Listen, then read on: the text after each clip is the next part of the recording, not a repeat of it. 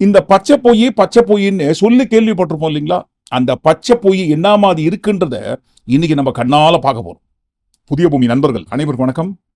நான் ராஜ்பாபு.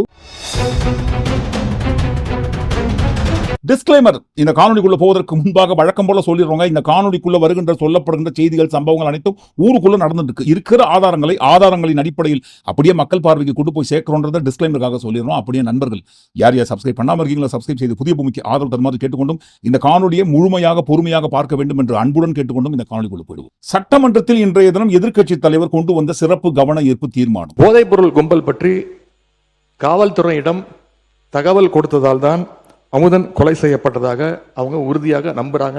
அதைத்தான் என்னிடம் சொல்லியிருக்கிறாங்க. மாணவர் அமுதன் கொலை வழக்கு சம்பந்தப்பட்ட காணொலியை விரிவாக நேற்றைய தினம் பதிவு பண்ணியிருந்தோம். நண்பர்கள் அந்த காணொலியை பார்க்கலன்னா இந்த வீடியோக்கு கீழே டிஸ்கிரிப்ஷன் அந்த வீடியோட லிங்க் கொடுக்கணும், பாருங்க. அதைத் தொடர்ந்து இந்த வாரத்துல மட்டும் தமிழ்நாட்டில் நடந்த கொலை சம்பவத்தை குறித்து ஒரு பட்டியல் போட்டது.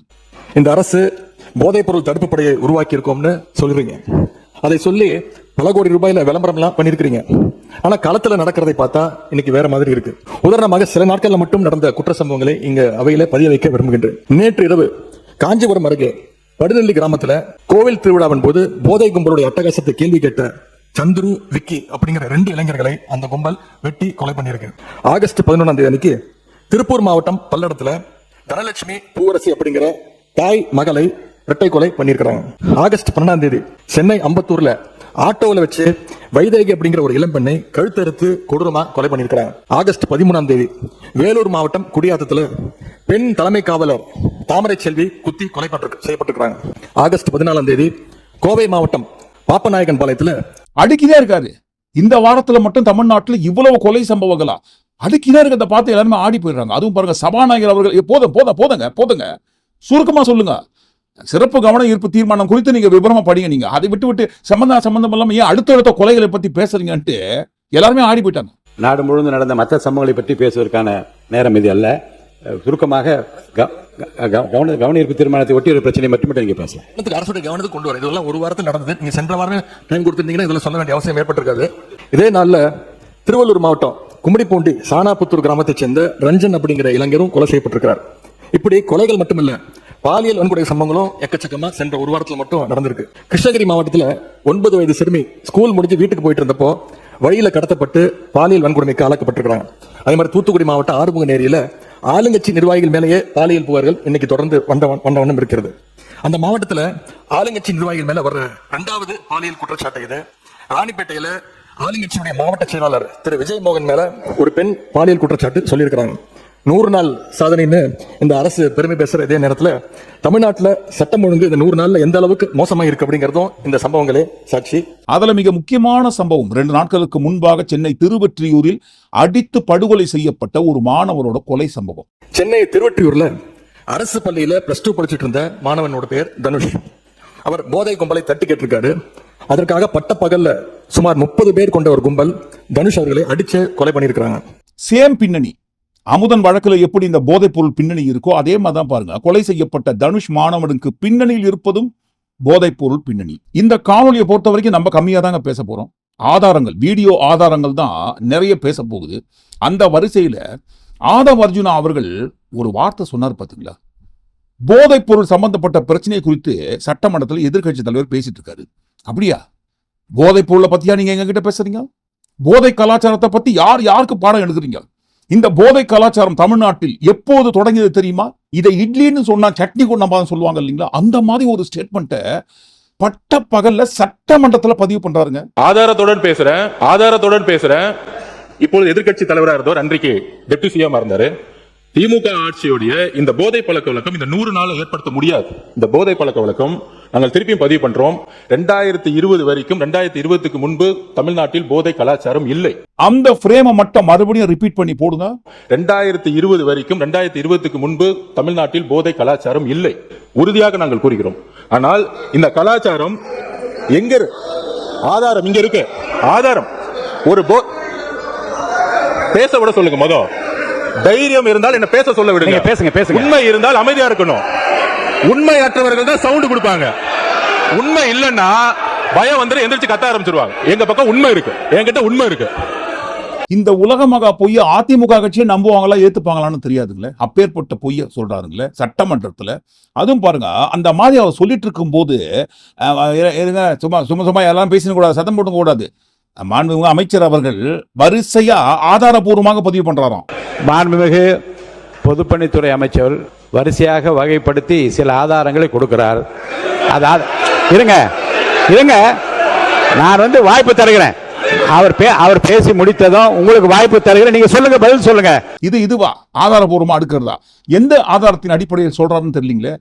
அடுக்கிறாருங்க ஆதாரபூர்வமாக வரிசையா. கொஞ்சம் பொறுமையா கேளுங்கன்னு சொல்லி அவர் அப்பேற்பட்ட பச்சை பொய்ய பேசிட்டு இருப்பாரு. எல்லாரும் பொறுமையா கேட்டுப்பாங்களா? 2020ஆம் ஆண்டு வரைக்கும் தமிழ்நாட்டில் போதை கலாச்சாரமே இல்லை, போதை கலாச்சாரமே கிடையாது. இந்த போதை கலாச்சாரம் எப்போது உருவாகியது என்று சொன்னால் தமிழ்நாட்டில் 2021ஆம் ஆண்டுக்கு பின்னாடி, கடந்த 5 ஆண்டு காலம். 2020 வரைக்கும் 2020க்கு முன்பு தமிழ்நாட்டில் போதை கலாச்சாரம் இல்லை, உறுதியாக நாங்கள் கூறுகிறோம். அது எப்படி சார் கொஞ்சம் கூட பேமா சூசோ இல்லாம இப்பேற்பட்ட பொய்யை பதிவு பண்றீங்க சட்டமன்றத்துல? நம்ம பேசுற வார்த்தைகள் ஒவ்வொன்றும் பாருங்க அவை குறிப்பில் பதிவு செய்யப்பட்டு கொண்டே இருக்கும். அப்படி இருக்கும்போது இந்த மாதிரி உலகமாக பொய்யை அடுக்குறீங்களே சார். 2020ஆம் ஆண்டுக்கு முன்பாக வரைக்கும் தமிழ்நாட்டில் போதை கலாச்சாரமே இல்லைங்களா? அப்போ ஏன் சார் 2016, 17, 18, 19, 20 இந்த ஆண்டு காலங்களில் இந்த போதை சம்பந்தப்பட்ட வழக்கெல்லாம் பதிவாயிட்டே இருக்கு ஆயிரக்கணக்கில்? 2020ஆம் ஆண்டுக்கு முன்பாக வரை தமிழ்நாட்டில் போதை கலாச்சாரமே இல்லைங்களா? 2020ஆம் ஆண்டு மட்டும் பாருங்க, இந்த போதைப் பொருள் சம்பந்தப்பட்ட வழக்கு தமிழ்நாட்டில் மட்டும் பதிவாகி இருக்கும் எண்ணிக்கைகள் 5403. 2020 வரைக்கும் 2020க்கு முன்பு தமிழ்நாட்டில் போதை கலாச்சாரம் இல்லை. இல்லாத போதை கலாச்சாரத்துக்கு எதுக்காக சார் இவ்வளவு கேஸ் பதிவாகுது? இது தமிழ்நாடு அரசு கொடுத்த அறிக்கை கிடையாதுங்க. மத்திய அரசு நாடு முழுவதும் மாநில வாரியாக இந்த போதை புழக்கம் சம்பந்தப்பட்ட வழக்கோட எண்ணிக்கைகளை பட்டியல் போடுவாங்க. எந்தெந்த மாநிலத்தில் எவ்வளவு போதைப் பொருள் பிடிக்கப்பட்டது, எவ்வளவு வழக்குகள் பதிவாகி இருக்கின்ற ஒரு பட்டியலை மத்திய அரசு கொடுப்பாங்க. அந்த வகையில் 2020ஆம் ஆண்டில், அதாவது ஆதவ் அர்ஜுனா அவர்கள் சொன்னதை போல இல்லாத போதை கலாச்சாரத்தில் பதிவான வழக்குகளோட எண்ணிக்கை மட்டும் பாருங்க 5403. 2020 வரைக்கும் 2020க்கு முன்பு தமிழ்நாட்டில் போதை கலாச்சாரம் இல்லை. 2019ஆம் ஆண்டு இல்லாத போதைப் பொருள் சம்பந்தப்பட்ட விஷயத்துல பதிவான வழக்குகளோட எண்ணிக்கை மட்டும் பாருங்க 4329.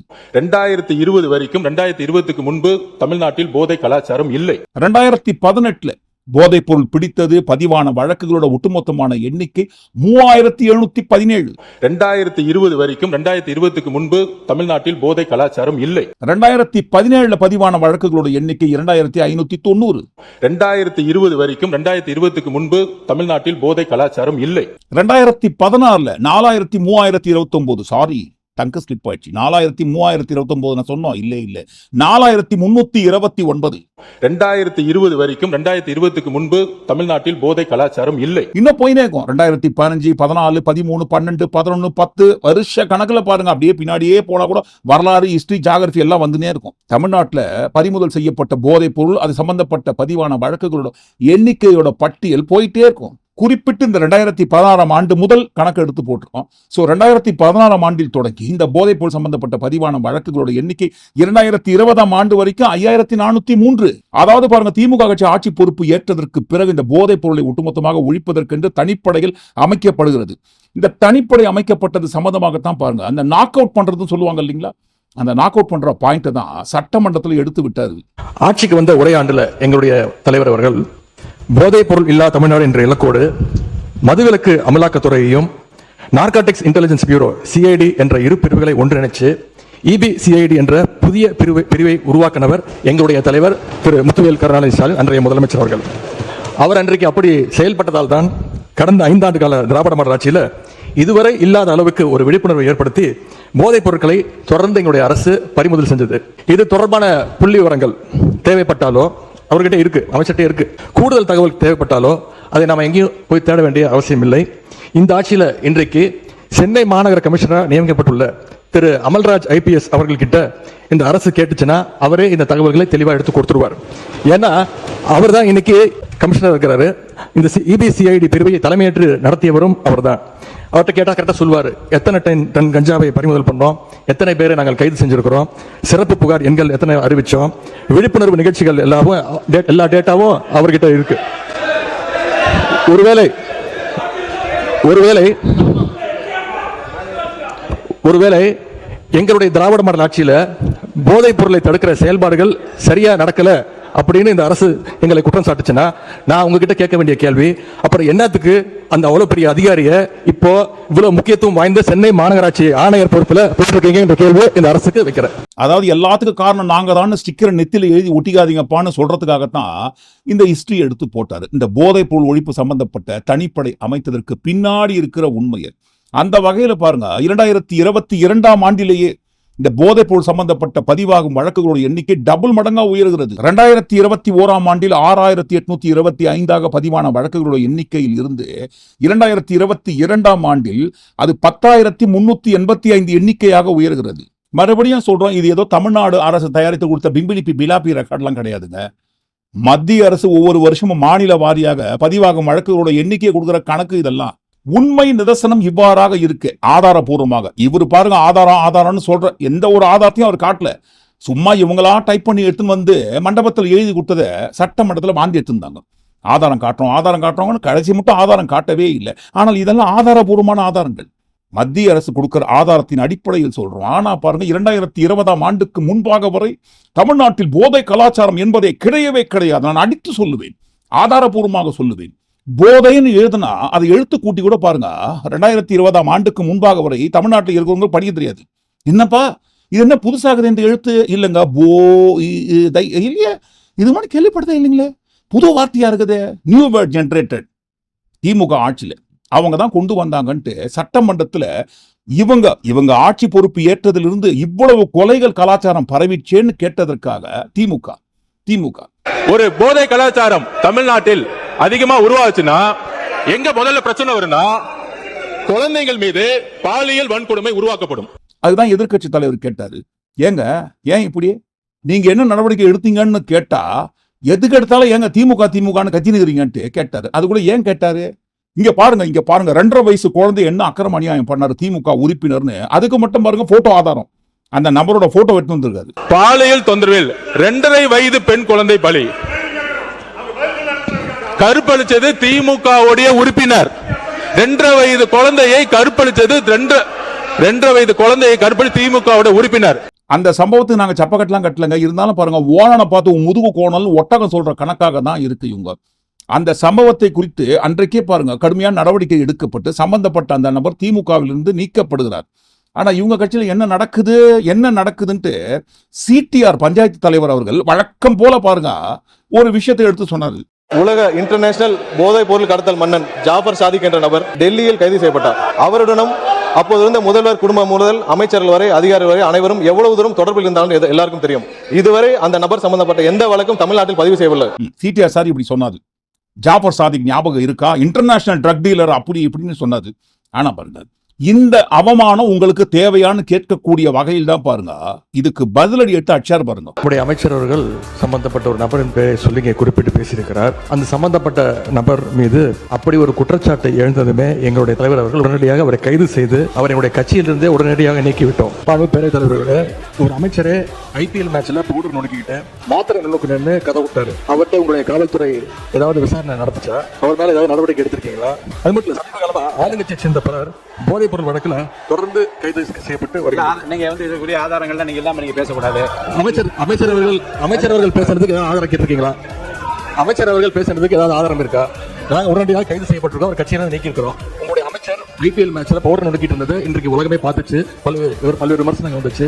குழந்தைக்கு மாத்திரை கொடுத்துன்னு கதை விட்டாரு. அதுக்காக ஏதாவது விசாரணை நடத்திருக்கீங்களா? புகார் எடுத்திருக்கீங்களா? நடவடிக்கை எடுத்திருக்கீங்களா? ஏன் இப்படி பண்றீங்க? இப்ப பாருங்க, தேவையில்லாம கண்டினியூவா இந்த சரமாதியான பதிலடி உங்களுக்கு தேவைதானா? என்ன தேவைதானா? அவங்க 57 பேரு, நாங்க எவ்வளவு பேர் இருக்கும் தெரியுமா? 108 பேரு. அந்த 57 பேருக்கு முன்னாடி நாங்க மொத்த பேர் 108 பேர் எந்திரிச்சா அவ்வளவுதான் பாத்துக்கங்கன்ட்டு சட்டமன்றத்தில் சொல்றாருங்க ஆதவர்ஜினா அவர்கள். திமுகவுடைய எதிர்கட்சி என்ன சொல்ல வர்றான்னு தெரியாம நிறுத்துக்கணும். திமுகவுடைய எதிர்கட்சி அங்க 57 பேர் இருக்காங்க. நாங்க எந்திரிச்சோம்னா அந்த சபையை அவங்க பேசவே முடியாது. எதிர்கட்சி தலைவர் பேசும்போது நாங்க எந்திரிச்சோம்னா, அதாவது சபை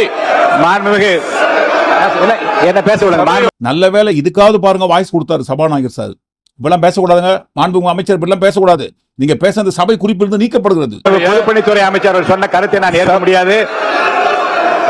பொதுப்பணித்துறை அமைச்சர் சொன்ன கருத்தை ஏற்க முடியாது. அதை மட்டும் அவைக்குழு நீக்குகிறேன். நீங்க பேசுங்க. தலக்கணக்கு எண்ணி நீங்க 57 நாங்க 108 பாத்துக்கங்க எந்திரிச்சா எண்ணிக்கையில தாங்க மாட்டீங்கன்னு சொல்ற இவங்க தான் பாருங்க மாண்பை குறித்து பக்கம் பக்கமா பாடம் அனுப்புவாங்க. இதுக்கெல்லாம் காரணம் என்னங்க? என்ன பேசணும்னு தெரியாமலே 2020ஆம் ஆண்டுக்கு முன்பாக வரை தமிழ்நாட்டில் போதை கலாச்சாரமே இல்லைன்னு சொல்றதுல இருந்து நீங்க 57 நாங்க 108 வாய்க்கு வந்ததை அடிச்சு தள்ளுறாங்களே. ஒரு மனுஷன் போய் பேசலாம், ஆனா பாருங்க ஏக்கர் கணக்கெல்லாம் போய் பேசக்கூடாது. அது எப்படா கொஞ்சம் நெஞ்சில் ஈரமே இல்லாம எவ்வளவு பெரிய பொய்ய சொல்றேன்னு கவுண்டமணி செந்தில் காமெடி தான் ஞாபகத்துக்கு வருது. அது எப்படிங்க சட்டமன்றத்தில் இப்பேற்பட்ட பொய்யை அடிச்சு தள்ளுறாரு? அவர் அடிச்சு தள்ளுற பொய்ய பாருங்க அடுக்கடுக்க அடுக்கிறாரு ஆதாரபூர்வமாக. அதனால பாருங்க எல்லாரும் அமைதியா நல்ல ஐஸ்கிரீம் சாப்பிட்டுன்னே கேளுங்கன்னு சொல்ற மாதிரி சொல்றாரு. அதை வச்சுனா அவர்கள் அடுக்கடுக்க ஆதாரங்களை அடுக்கிறாராம். என்ன ஆதாரம் இருக்குங்க? இப்போ தமிழ்நாட்டில் 2020ஆம் ஆண்டுக்கு முன்பாக வரை போதை கலாச்சாரமே இல்லைன்னு சொன்னார் இல்லைங்களா? அது குறித்து ஏங்க அவர்கிட்ட கேக்குறீங்க?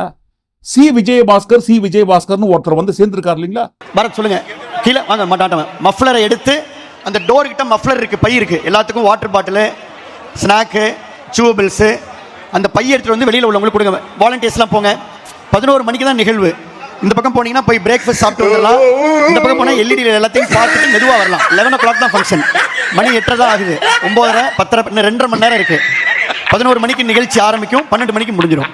ப்ளீஸ் மஃப்ளர் எடுத்து கொடுக்க சொல்லுங்க. வாலண்டியர்ஸ் நவருங்க. அண்ணா எம்ஆர் விஜயபாஸ்கர் அண்ணனோட வந்த அந்த டீமை கரெக்டாக மேடையில் உட்கார வைங்க. உள்ள வர சொல்லுங்க. அதே போல் எம்எஸ்எம் ஆனந்தன் அந்த 10 பேர் வந்துருங்க. ஒருத்தநாடு சேகரன் டீமு, திருச்சி சீனிவாசன் டீமு பேர் எழுதி ஒட்டுவாங்க. நீங்க எல்லாம் உட்காருங்க, ஒன்றிச்சலாம் உட்காருங்க. கீழே அடிச்சு கொடுப்பா ப்ளீஸ் ப்ளீஸ். எனக்கு பின்னாடி கிரௌட குறைங்க பாப்பா ப்ளீஸ் ப்ளீஸ். மரியாதைக்குரிய புஷி ஆனந்தன் ஆதவன் எம்பி எல்லாம் வந்திருக்காங்க. கொஞ்சம் ஒத்துழைப்பு கொடுங்க ப்ளீஸ். மேடையை விட்டு கொஞ்சம் ஒத்துழைப்பு. அதிமுக கட்சியிலிருந்து தாவேகா கட்சிக்கு அவர்கிட்ட கேட்டாலே சொல்லியிருப்பாரு எந்தெந்த வகையான போதைப் பொருட்கள் தமிழ்நாட்டுக்குள்ள கொண்டு வந்தாங்க, எப்ப கொண்டு வந்தாங்க, எவ்வளவு கொண்டு வந்தாங்க, எந்த ஸ்டேட்ல இருந்து எந்த ஸ்டேட் வழியாக தமிழ்நாட்டுக்குள்ள கொண்டு வந்தாங்கன்ட்டு ஸ்ரீ விஜயபாஸ்கர் அவர்கள் கிட்ட முன்னாள் அதிமுக அமைச்சர்கிட்ட கேட்டாலே சொல்லியிருப்பாரு. எக்ஸ்பர்ட்ங்க அவரு, ஸ்பெஷலிஸ்ட். அதுல அவர் மீது வழக்கு இருக்கு. தடை செய்யப்பட்ட போதைப் பொருட்களை சட்டவிரோதமாக டெல்லியிலிருந்து தமிழ்நாட்டுக்குள்ள கொண்டு வந்து லஞ்சம் கோடிக்கணக்கில் 100 கோடிக்கு மேல லஞ்சம் வாங்கி அதை சட்டவிரோதமாக உள்ள கொண்டு வந்தாரு தமிழ்நாட்டுக்குள்ள. அமைச்சராக இருக்கும் போது அவர் மீது சம்பந்தப்பட்ட வழக்கு எக்கச்சக்கமா இருக்கு. அவர் தானே உங்க கட்சி உள்ள சேர்த்திருக்கீங்க. எல்லாம் அப்படியே உட்காந்து ஒரு செல்ஃபி எடுங்க. ஃப்ரீயா இருக்காம ஒரு செல்ஃபி எடுங்க. அப்படி அடிச்சு விடுங்க. எக்ஸ்ல, ட்விட்டர்ல, இன்ஸ்டால அடிச்சு விடுங்க. எல்லாம் இங்க இருக்கிறதெல்லாம் ஜாம்பவான் தான். அவர்கிட்ட கேட்டாலே சொல்லுவாருங்க தமிழ்நாட்டுக்குள்ள போதை கலாச்சாரம் எப்போது பரவியது, யாரால் பரவியது, யார் ஏற்படுத்தினாங்கன்ட்டு. என்ன அக்கிரம அநியாயம் சார்! என்ன உங்க கட்சிக்குள்ள சேர்த்துக்கொண்டே என்னை அருகில் வைத்துக்கொண்டே தமிழ்நாட்டில் போதை கலாச்சாரம் 2020ஆம் ஆண்டுக்கு முன்பாக இல்லை நான் சொல்றீங்க. அப்ப நான் எங்க போறது? என்னுடைய மரியாதை என்னத்துக்காகும்? இந்த போதை கலாச்சாரத்தை தமிழ்நாட்டுக்குள்ள எப்படி கொண்டு வந்தேன்ட்டு பெயரும் புகழோடு நான் வழக்குகளோடு தெரிஞ்சுனுக்கிறேன். அந்த வழக்கோடு தான் உங்க கட்சிக்குள்ள வந்து சேர்ந்திருக்கேன். அப்படி இருக்கும்போது 2020 வரைக்கும் 2020க்கு முன்பு தமிழ்நாட்டில் போதை கலாச்சாரம் இல்லை, உறுதியாக நாங்கள் கூறுகிறோம். So sad. ஆதாரமே இல்லாம ஆதவர்ஜுனா அவர்கள் பேசுவதை நான் வன்மையாக கண்டிக்கிறேன். இந்நேரம் பாருங்க சி விஜயபாஸ்கர் அவர்களின் மனசுக்குள்ள ஓடிட்டு இருக்கும். என்னை வைத்துக்கொண்டு போதை பொருள் தமிழ்நாட்டில் இல்லைன்னு சொல்றீங்களான்ட்டு. நீ சொன்னதுல ஏதாவது ஒன்னாவது உருப்படியா இருக்கான்ட்டு இந்த டுபாகூர் ஜோஷியர் காமெடி டைலாக்ல வர மாதிரி தான் பாருங்க. யாராவது ஒருத்தராவது நியாயமா ஆதாரபூர்வமாக அர்த்தத்தோட பேசுறாங்களா? அமைச்சர் விக்னேஷ் அவர்கள் என்ன சொன்னார்னு பாருங்க. மாண்புமிகு எதிர்க்கட்சி தலைவர் சொன்னாரு, இந்த மாதிரி 15 காவலர்களுக்கு சிறப்பு விருது கொடுத்தோன்னு. இது ஒன்றும் புதிய நடைமுறை கிடையாது. வருடம் புரட்சித் தலைவி அம்மா காலத்திலிருந்து இது கொடுத்துட்டு தான் வராங்க. அதனால போதை தடுப்புக்கு எந்த ஒரு நடவடிக்கையும் எடுக்கல. எதை வச்சு சொல்றேன்னா, அந்த கஞ்சா உட்பட பல பொருட்களை பறிமுதல் பண்ணாங்க. நாங்க இந்த 100 நாட்கள் அதை விட அதிகமா நம்ம தமிழக வெற்றி கழகம் ஆட்சி பறிமுதல் பண்ணியிருக்கு. அதுக்கான டேட்டாவை மானிய கோரிக்கையில நிச்சயம் நாங்க சொல்லுவோம். ஒருதலை பட்சமாக செயல்படுகிறார் சபாநாயகர் அவர்கள் அப்படின்னு நாங்க சொல்லுங்க. பரவலாக வருகின்ற விமர்சனத்தை மக்கள் பார்வையை கொண்டு போய் சேர்க்கிறோம். அப்படி ஒருதலை பட்சமாக செயல்படுகிற சபாநாயகர் அவர்களே பாருங்க வெறுத்து போகக்கூடிய அளவுக்கு பதில சொல்றாரு விக்னேஷ் அவர்கள். அப்படி அவரே வெறுத்து போகக்கூடிய அளவுக்கு உண்டான பதில் எதுக்காக அந்த பதில சொன்னாருங்க விக்னேஷ் அமைச்சர்? எதுக்காக சொன்னார் தெரியுங்களா? உதயநிதி அவர்கள் சொன்னார் பாருங்க. இன்னொன்னு, போதைப் பொருள் ஒழிப்பு மற்றும் சட்டவிரோத கடத்தல் தடுப்பு பணியை சிறப்பாக மேற்கொள்ளும் காவலர்களுக்கு 2 நாட்களுக்கு முன்பு நம்முடைய முதலமைச்சர் அவர்கள் விருதுலாம் வழங்கியிருக்கிறார். விருது எதற்காக பார்த்தீங்கன்னா, போதைப் பொருள் ஒழிப்பு மற்றும் சட்டவிரோத கடத்தல் தடுப்பு நடவடிக்கையை சிறப்பா மேற்கொண்டதற்காக கடந்த ஒரு வருடமாக சிறப்பா பணியாற்றியதற்காக 15 காவல்துறை அதிகாரிகள் மற்றும் காவலர்களுக்கு முதலமைச்சர் அவர்களே விருது கொடுத்திருக்காங்க.